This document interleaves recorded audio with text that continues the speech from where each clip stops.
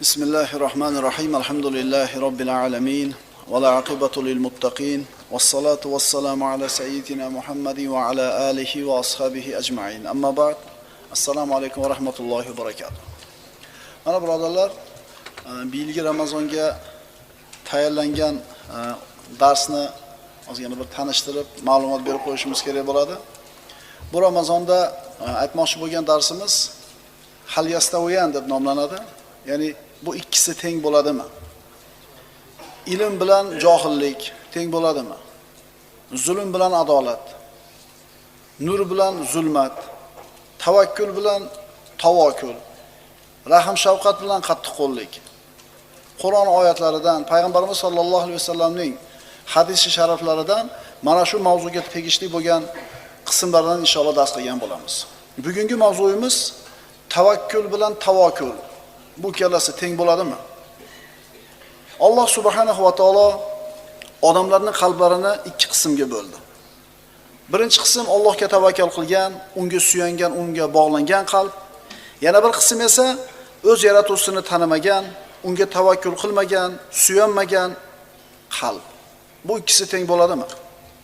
Ertalabdan kechgacha yurishi turishida, yeyish ichishida, hayotining har bir lahzasida Allohga tavakkal qilgan kishi uydan chiqishi bilan bismillah tavakkaltu alalloh deydi.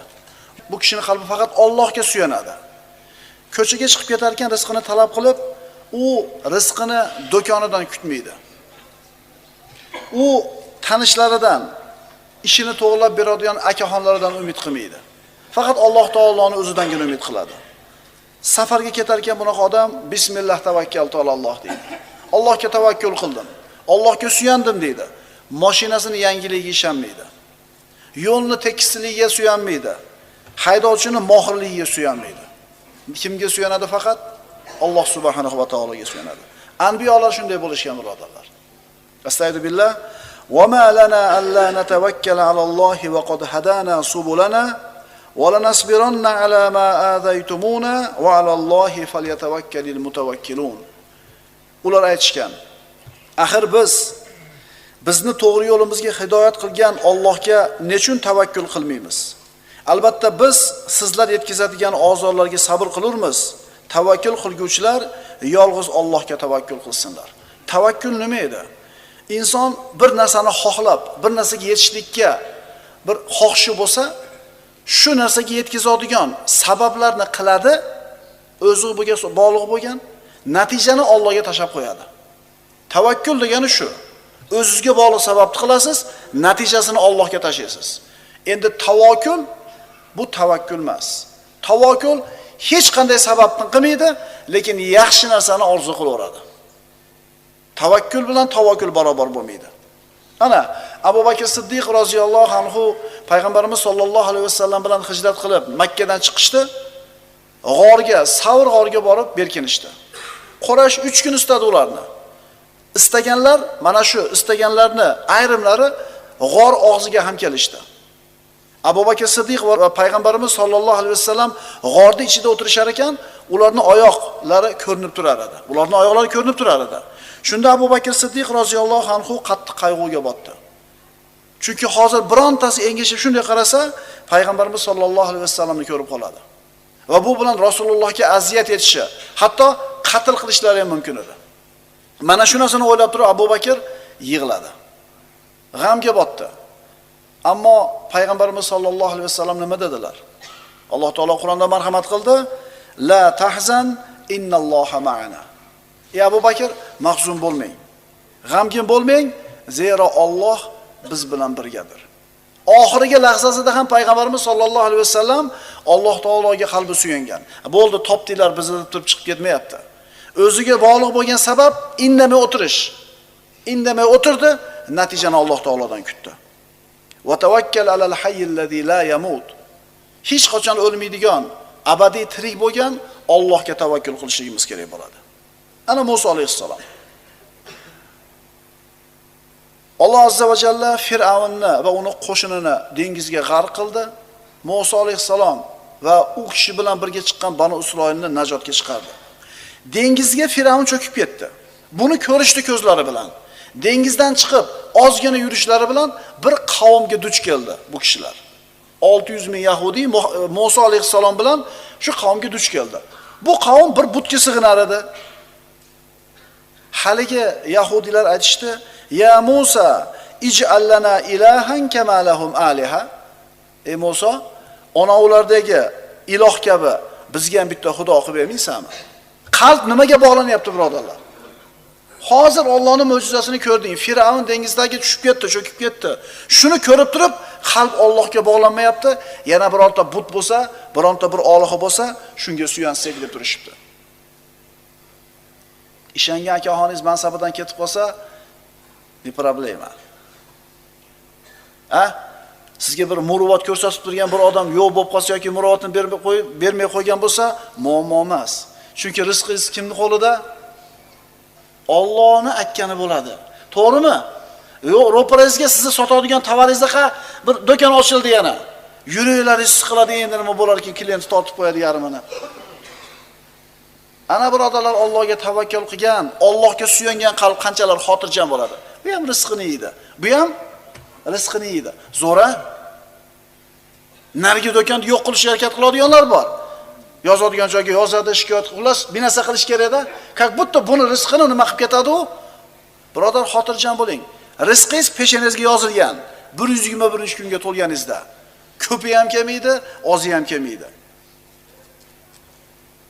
Musa alayhisalom ularga: "Qala innakum qawmun tajhalun." Albatta sizlar bilmaydigan qavmsizlar. Hozir nasotga chiqarib qo'yib tursa, Alloh taolo qalbi yana nimaga suyanyapti? Butlarga. Muhammad alayhisolatu vassalamning ashablari va Musa alayhisalomning qavmi bular bu o'rinda teng bo'lishmaydi. Uhud kunida musulmonlar mag'lub bo'lishdi. 70 kishi musulmonlardan shahid bo'ldi. Tirik qolganlarning aksariyati jarohatlangan. Hatto ularning imomi bo'lgan Muhammad Mustafa sallallohu alayhi vasallam jarohatlangan. Muborak jasadlarga jarohat yetdi. Odamlar qiylangan, charchagan, ruhlari cho'kkan, ruhlari tushgan. Mana shu vaqtda yana xabar keldi. Abu Sufyon avvalgisidan ham kattaroq bir qo'shinni jamlab, sizlarning ustingizga takror kelyapti. Sizlarni yo'qib tashlashlik uchun. Allazina qala lahumun nasu innan nasa qad jama'u lakum fakhshawhum. Alloh taolo shunday dedi Qur'onda. Unday zotlarga ayrim kimsalar, Quraysh odamlari sizlarga qarshi sanoqsiz lashkar to'plagan, qo'rqingiz deydi. O'zi mag'lub bo'lib turibdi. 3 kun o'tdi jangga. Ruhan, jismonan sinib turibdi.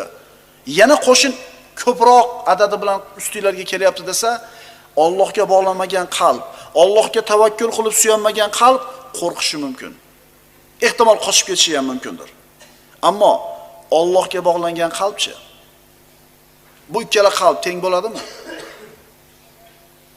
Alloh taolo aytadi: Allazina qala lahumun nasu innan nasa qad jama'u lakum fakhshawhum fazadahum imanan va qalu hasbunallohu va ni'mal vakil.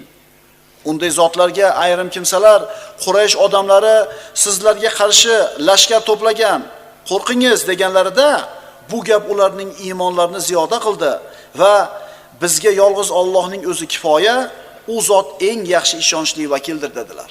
Hasbunallohu va ni'mal vakil. Biroq qo'rqitganda, qalbingizga qo'rquv kirganda, sizni g'amga solib qo'yganda, siqilib yechimda bo'lmay turganingizda hasbunallohu va ni'mal vakil. Agar chin yurakdan aytsangiz, boyaga g'am ketadi. Agar chin iymondan aytsangiz, boyaga qo'rquv, xavotir ketadi. Kim aytgani bo'ladi? Allohning aytgani bo'ladi. Nuh alayhissalom Allohning amri bilan kema yasadi. U kemaga bitganidan keyin iymon keltirganlarni chiqardi, ko'pchilik emas edi ular. Hayvonlardan har turidan bir juftdan unga joylashtirdi. Allohning amri keldi. Osmondan yomg'ir yog'di, yerdan suv otilib chiqdi, odamlar cho'kishni boshladi. Odamlar har tarafga qochishni boshladi. Nuh alayhissalom ana shu tashqarida qolgan, har yoqqa qo'rqib qochayotgan odamlarning orasida o'zini kofir o'g'lini ko'rib qoldi. Otali mehri tutdi va nima dedi? Astagfirullah. Wa nada Nuhun ibnahu wa kana fi ma'zalin ya bunay irkab ma'na va la takun ma'al kafirin.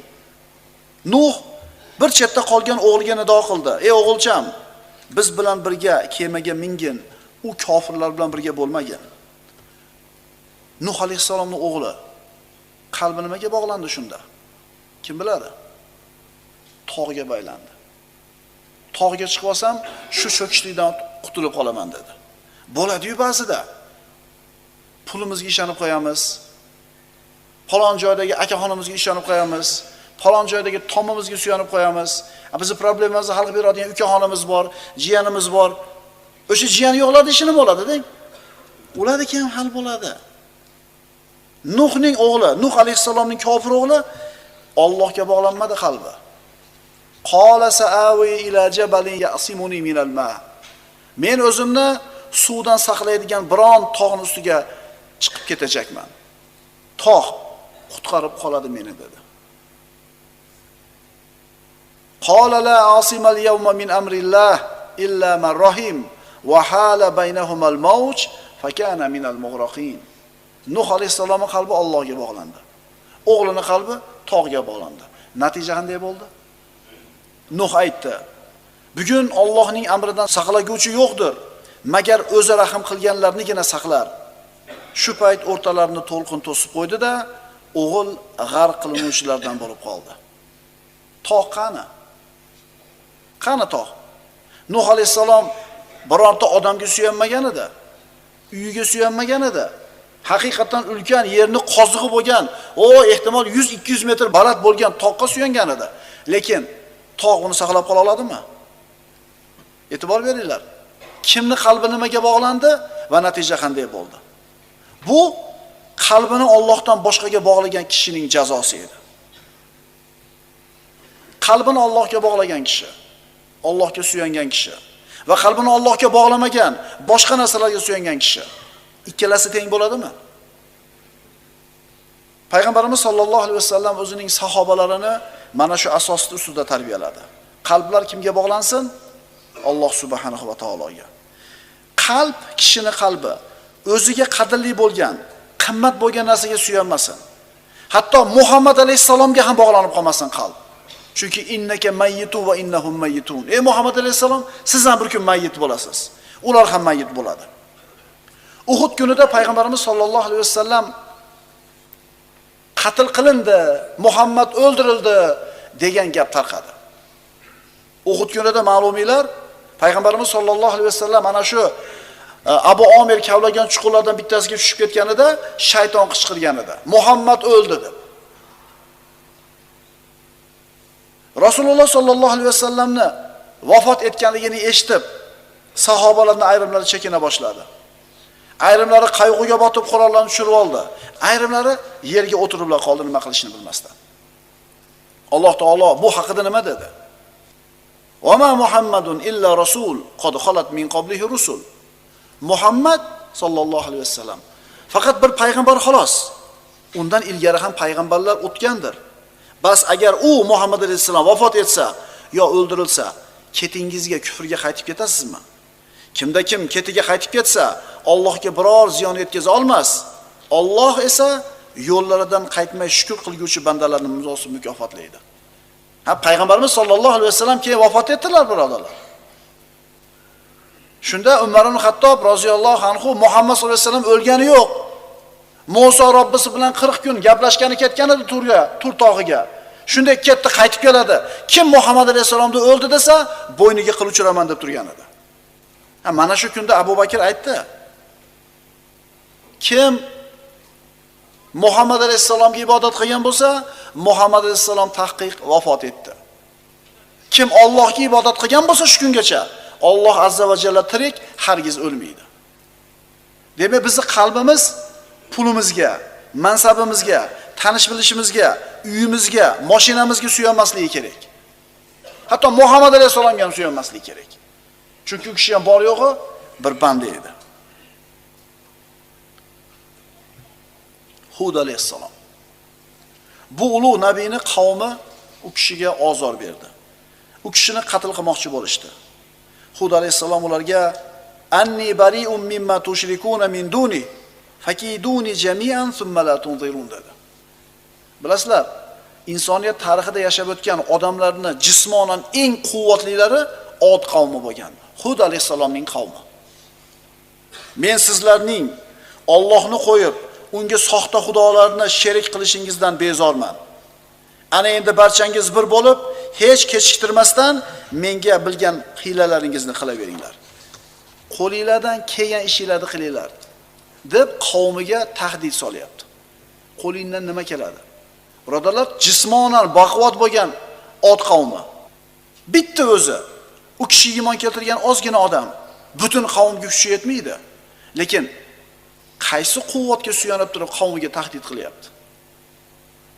Kimga suyanyapti bu kishi? Alloh subhanahu va taologa.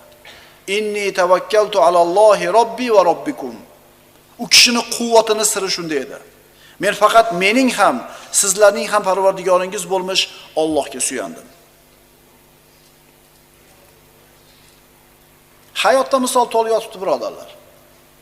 Biz qalbimizni qachon Alloh taoloni yolg'iz o'ziga baylaymiz, boshqa hech kimdan umid qilmaymiz, boshqa hech kimdan qo'rqmaymiz, shunda Alloh taoloning siz bilan bizga bergan va'dalarini ustimizga tushganini ko'ramiz. Va man yatawakkal alallohi fa huwa hasbuhu. Kim Allohga suyansa, bas bu kishining ishi Alloh taoloning zimmasida.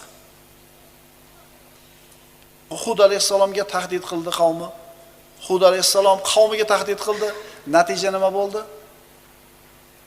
Od qavmini Alloh taolo 7 kecha 8 kunduz esgan sorsor shamoli bilan yakson qildi, vayron qildi. Fahal taralahum min baqiya. Ulardan birontasi qolganini ko'rdingizmi? Faqat Hud alayhisalom va u kishi iymon keltirganlar tirik qoldi, qolgan hammasini Alloh taolo yakson qildi. Ular nimasiga suyangan edi? Jismoniy quvvatiga, o'zlarining moli mulkiga, saltanatiga. Musa alayhisalom o'zini qavmini Misrdan olib chiqdi. Firavn orqasidan qo'shini bilan quvib chiqdi. Musa alayhisalom qavmi bilan dengizga keldi, orqada qo'shin ko'rindi. Bir tomonda dengiz, bir tomonda ularni yakson qilish uchun kelayotgan o'sha davrning eng kuchli qo'shini. Qalbi Allohga bog'lanmagan kishilar aytishdi, inna la mudrakun.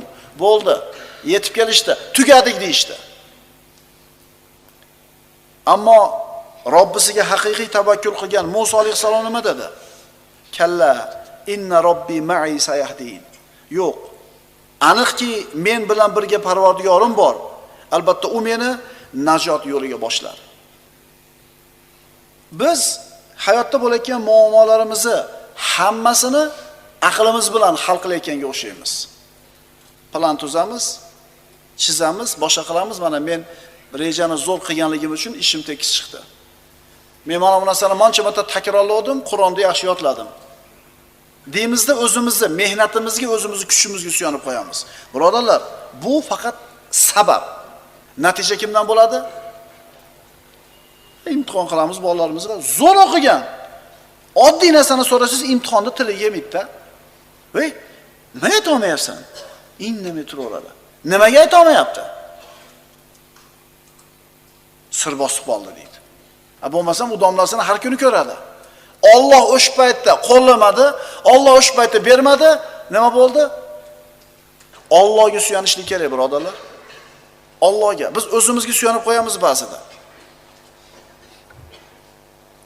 Firavn nimasiga suyangan edi? Orqada qo'shini bilan kelayotgan Firavn o'zini askariga, o'zini quvvatiga, o'zini podshohligiga. Natija nima bo'ldi? Hech qancha vaqt o'tmadi, Musa alayhisalom va u zot bilan birga bo'lganlar najotga chiqdi. Firavn dengizga g'arq bo'ldi. Allohga suyangan qalb bilan boshqa narsaga suyangan qalb barobar bo'ladimi? Shuning uchun Alloh taolo aytadi: "Fa in tavallaw faqul hasbiyalloh la ilaha illa huwa alayhi tawakkaltu va huwa robbul arshil azim." Solih insonlarning qalblari faqatgina Allohga bog'langan. Xotimal asom ibodati, salohiyati, taqvosi bilan, yaqini bilan mashhur kishilardan edi. Martabasi oliy edi. Qanday qilib yetdingiz bu martabaga deb so'rashganida 4 ta narsani aytdi. Birodarlar, agar shu 4 ta narsagachi chiroyli suratda amal qila olsak, ishoninglar, dunyo va oxiratimiz zo'r bo'lib ketadi. Tirikchiligimiz va maishatimiz zo'r bo'lib ketadi. Qalbimiz va jasadimiz zo'r bo'lib ketadi. Nima so'zlar edi u? Quloq solaylikchi. U aytdi: rizqimni mendan boshqa hech kim ola olmasligini bildim, xotirjam bo'ldim. Tushunarlimi? Chehlar nech bo'lib ketdi? Nechta o'g'lingiz bor? 3 ta o'g'lim bor. Bittadan chek qilsa 4 ta qizim bor, chiqar shpaner me. Voy, rizqi bor uni, xotirjam bo'ling, g'am qilmang, siz faqat ishlang, mehnat qiling, g'am qilmang. Rizqimni mendan boshqa hech kim ola olmasligini bildim, nafsim xotirjam bo'ldi. 99% odam g'ami shu hozir. Xotirjam bo'ling birodar. Mehnat qilyapsizmi? Siz to'g'ri yo'ldasiz. Siz to'g'ri yo'ldasiz, natija Allohdan. Ikkinchisi, amalimni meni o'zimdan boshqa hech kim qila olmas ekan. Amalim bilan mashg'ul bo'ldim. Keyingisi, o'lim to'satdan kelishini bildim va kelishidan oldin amalga, harakatga kirishdim. To'rtinchisi, Alloh azza va jalladan berkin olmasligimni bildim. Shunga yarasha ish tutdim. Ishonavering birodar. 4 qator so'z. Agar shu aytilgan 4 ta narsaga amal qila olsa, kishini dunyosi-yu oxirati mustaqim bo'lib qoladi. Qalbi xotirjam bo'ladi, nafsi orom olib qoladi. Krizis deydi. Ming xil narsa bor siqilaman desangiz o'ylab. To'g'rimi? Shablon berilyapti, hayotga qarab hisob ko'ringlar-da. Haqiqatan musulmon odamni xotirjam qoladigan uni puli bo'lmaydi. Uni mansabi bo'lmaydi. Robbisiga bo'lgan tavakkuli, Robbisiga bo'lgan iymoni bo'ladi. Birodarlar, Allohga tavakkul qilishlik bu ulug' aqida. Tavhidning asosi birodarlar. Bu aqida tavhidning boshida turadi. Kim buzsa tavakkulni, demak tavhidni buzgan bo'ladi. Kimdir bo'yniga tumor ilib oladi, xotirjam yuradi. Mashi deydi, seni saqlaydi deb bir baxshi ilib berib qo'ygan, Allohni tanimaydi, zo'r yuradi. Agar esidan chiqib qolib qolgan bo'lsa, shu kuni siqilib yuradi. Binasi yetmas-yetdi mengachi. Yugurib borib taqvosi xotirjam. To'g'rimi? Shunaqa odamlar ham bor. Go'yo endi hamma yoq zo'r bo'ladi-da. Nima qildi? Bo'yniga tumorni ilib oldi. Uni qalbi mana shu tumoriga bog'langan. Tumor bo'ynida tursa bir boshqacha his qiladi o'zini, tumori yo'q bo'lsa boshqacha. Payg'ambarimiz sollallohu alayhi vasallam aytganlar: "Man ta'allaqa bi shay'in ukila ilayhi." Kim nimani ilib olsa, shu meni saqlaydi deb. Alloh bu bandani ishini shu ilib olgan narsasiga topshirib qo'yadi. U tumor nima qila oladi? Uzib suvga tashlasangiz oqib ketadi, o'tga tashlasangiz kuyib ketadi. Nima qila oladi? O'zini himoya qila olmaydigan tumor sizni qanday himoya qila oladi? Butga sig'inyaptimi? Butga suyanayaptimi? Alloh uning ishini butga topshiradi. Baxshiga suyanayaptimi? Alloh uning ishini baxshiga topshirib qo'yadi. Ammo Allohga bog'langan qalbchi. Payg'ambarimiz sollallohu alayhi vasallam sahobalarga ta'lim berar ekan aytdilar: "Ihfadillaha yahfazuk. Ihfadillaha tajid tujahaka." Allohning haqlarini saqlagin, u zot seni saqlaydi. Allohning haqlarini saqlagin, uni qarshingda topasan. Ya'ni Alloh qil degan ishni qil, qilma degan ishdan uzoq bo'l, seni muomalaringni Alloh o'zi hal qilayotganligini, seni saqlayotganligini ko'rasan. Musa alayhissalom bu ulug' payg'ambar tug'ilganida Misrda Firavun Banu Isroildan tug'ilgan o'g'il bolalarni hammasini so'yayotdi. Musa alayhissalomning onasi bolasini berkitib yurdi. Askarlar uyma-uy istab yuradi, Banu Isroil uylarini topilgan chaqaloq o'g'il bo'lsa so'yadi. Mana endi ularni ham uyiga kirib kelyapti. Agar topishib olsa, Musa alayhissalomni qatl qilishi aniq. Alloh taolo aytadi: mana shu qalbni Allohga bog'lash, Allohni o'zi saqlashiga yorqin misol. Va auhayna ila ummi Musa an ardi'i fa idha khifti alayhi falqihi fil yam. Biz Musoning onasiga vahiy qildikki, uni emizavergin. Bas qachon Firavun odamlari uni o'ldirib ketishlaridan qo'rqsang, uni daryoga tashlagin. Bir faraz qilib ko'ring. Emizili bolani onasi savatgamidi, yog'och sondiqqamidi solib turib, Nil degan daryoga solib oqizib yuborishini. Aqlingiz oladimi? Ammo Alloh taolo Musoning onasining qalbiga shunday xotirjamlik berdi, shunday ilhomni berdi. Onasi bildi, hamma kuch-quvvat Alloh taoloning ekanligini. Allohning xohsiz biror narsa bo'lmasligini bildi. Alloh taolo va'da qildi yana. Va la taxofi va la tahzani inna radduhu ilayki va ja'iluhu minal mursalin. Men aytganimni qilaver, banda.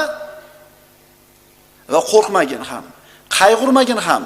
Zero biz uni senga qaytarguvchidirmiz va uni payg'ambarlardan qilamiz. Qaytarib ham beraman, tirik, sog', yana payg'ambar ham qilaman.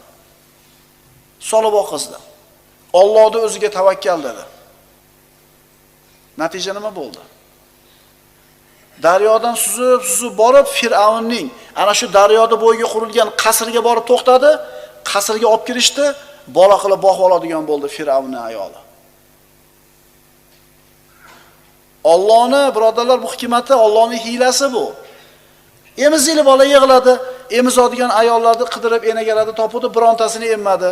Bozorga olib chiqishuvdi, Musa alayhisalomni onasini qo'liga topshirishdi. Mana endi birodarlar, Musa alayhisalomni qatl qilishlik uchun chaqlangan qilichlar Musa alayhisalomni qasrga, Musa alayhisalomni onasining uyiga qilib, olib borib xizmatda bo'lishdi. Musa alayhisalomni qatl qilish kerak bo'lgan ana shu askarlar endi himoyasida turdi. Allohga tavakkul qilgan bilan boshqa narsaga tavakkul qilganda farqi bormi? Qalbini Allohga topshirgan kishi bilan qalbini boshqa narsaga topshirganning o'rtasida farq bormi? Ikkalasi barobar bo'ladimi? 85 ga ko'rganda Ibrohim alayhisalom bir dona o'g'il ko'rdi. 3 ta qizdan keyin bitta o'g'il ko'rmadi. 85 ga kirganda bir dona bola ko'rdi. Alloh taolo buyurdi. Hech kim yo'q bo'lgan, na ekin, na odam, na biron narsa bo'lmagan sahroga tashab kelasan. Allohning hukmiga labbay dedi. Ayoli Hojar o'g'li Ismoilni olib Bakka vodisiga olib kelib edi. Bu paytda hech narsa yo'q edi u yerda, sahro edi. Qo'yib orqasiga qarab ketdi. Ayol osilib oldi orqasidan. Ibrohim tashab ketasin bizni bu yerga. Indamadi, javob bermadi. Erini payg'ambarligini bilar edi Hojar, so'radi. Yo Alloh buyurdimi bu narsaga? Ibrohim alayhisalom ha dedi. Shunda Hojar aytdi, "Idan lan yudayyana." Unday bo'lsa Alloh bizni zoyi qilmaydi dedi. Kimga suyandi? Allohga suyandi. Suv yo'q, odam yo'q, hech narsa yo'q. Nimaga ishonib tashlab ketyapsiz? Demadi. Chunki Ibrohim alayhisalom ayoli edi. Alloh taolo qanday izzat ikrom qilganligini hojiga borgan birodarlarimiz ko'rib keldinglar. Hech narsa yo'q edi, hech narsa o'smaydi. Ammo hamma barakot o'sha yerda. Ana Qorun o'zini moliga suyanuvdi. Alloh taolo nima qildi? Yerga yuttirib yubordi. Faqasafna bihi va bidarihi al-ard, fama kana lahu min fi'atin yansurunahu min dunillah va ma kana minal muntasirin. Bas biz Qorunni ham, uning hovli joyini ham yerga yuttirdik. So'ng uning uchun Allohdan yordam beradigan o'zga biron jamoat bo'lmadi va uning o'zi ham g'oliblardan bo'lmadi. Qalbini Allohga bog'lagan kishi bilan qalbini boshqa narsalarga bog'lagan kishining o'rtasidagi farqni ko'rdingmi birodarlar? Ikkisining oqibati nima bo'ldi? Birodarlar, biz aytadigan gapimiz hasbunallohu va ni'mal vakil. Doim yaxshi yomon kunimizda, issiqda, sovuqda, borimizda, yo'g'imizda Alloh taoloning o'zigagina qalbimizni bog'lashni o'rganaylik. Chunki bu Robbimiz azza va jallani siz bilan bizga bergan buyrug'i. Aqulu